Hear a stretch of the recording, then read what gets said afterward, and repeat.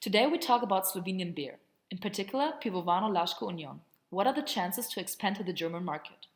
The company, Pivovano Lasko, was founded in 1825 by Franz Geyer.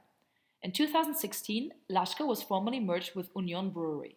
The company produces and bottles its products in Lasko and Ljubljana and employs 670 people. It's characterized by a strong corporate culture, its orientation towards sustainable development, and social responsibility. By now, it is fully owned by Heineken from the Netherlands. Let's have a look at the finances. Here in this table, you can see the financial data of 2017. Check out the capital, liabilities, net revenues, and the net profit. Comparing to 2016, net revenues from sales increased, but also did the liabilities. What about the strengths and weaknesses? To be the leading player in the country is definitely a plus. The company is well known and loved by all Slovenians. The alcoholic beverages are complemented with high-quality water like Zala and Oda. There are multiple locations of brewing, reasonable pricing, and a commitment to sustainable development. And not to forget, it's a sponsor for Slovenian companies in the world of sport and culture. No sweet without the sour. The company focuses too much on the regional market. Unfortunately, merger caused people losing their jobs. Also, it's not a true Slovenian company anymore, as Heineken is Dutch. Regarding the world production of beer, it is still a relatively small company with a high risk of illiquidity because of potential delays of payments by key buyers. How does the industry look like? Breweries are increasingly producing innovative products with new flavors.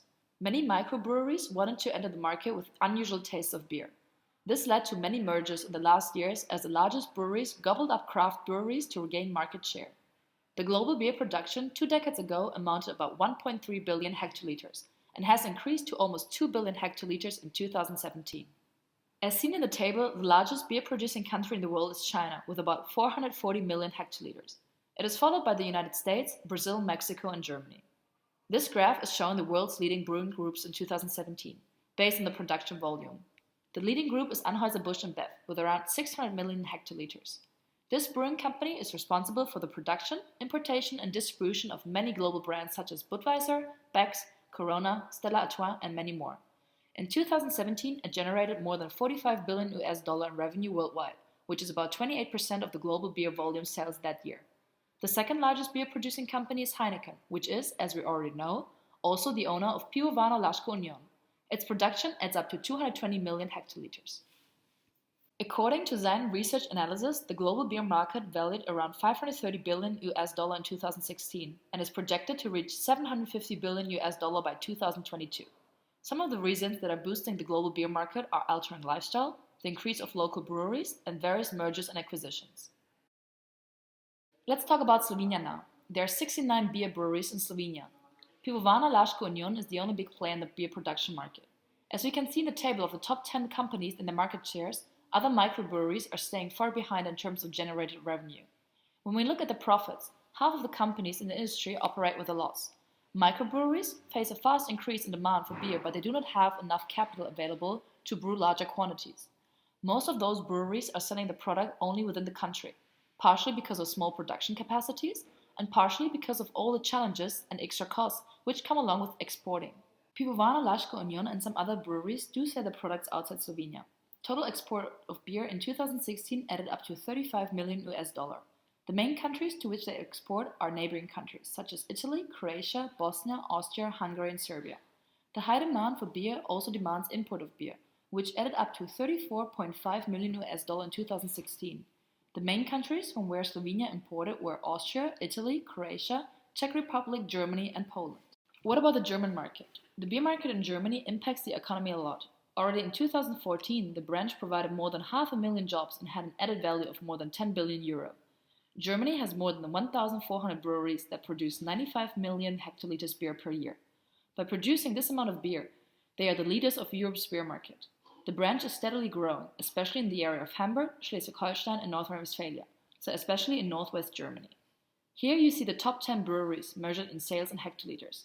Radeberger Group sells almost 11 million hectoliters, which is also 11% of the total German beer market. 9 out of 10 breweries are groups, selling more than just one brand. Almost half of the breweries that joined the market within the last 10 years can be categorized as microbreweries, which produce 1,000 hectoliters per year. Those microbreweries rose in the past years in Germany. The mass of regional breweries makes the market very heterogeneous. In 2018, the value of export of beer in Germany was 117 billion euro. On the other hand, beer worth 99 billion euro was imported. One possibility for the future is that the beer branch stays notably heterogeneous. None of the right now 131 leading breweries would become the leader in Germany.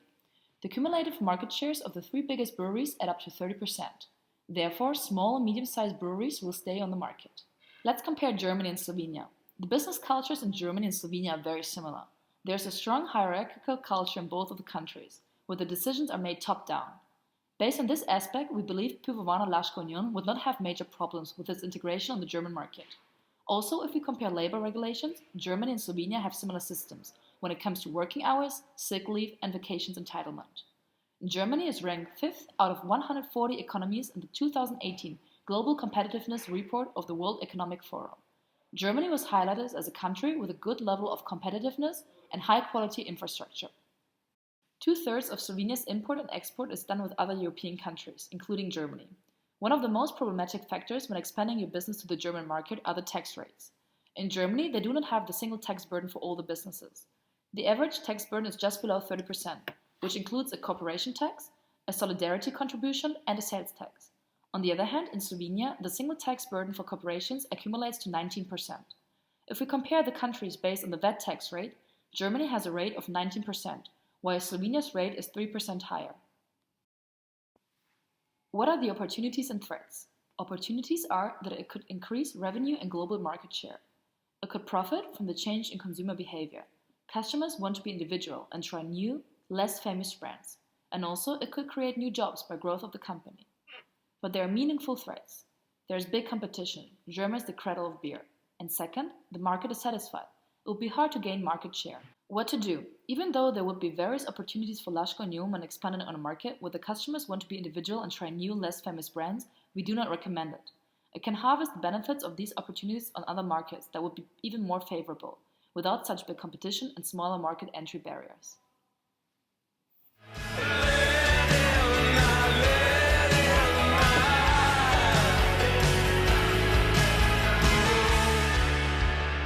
Odkar je življenje, so prijatelji. Živjo življenje. Union.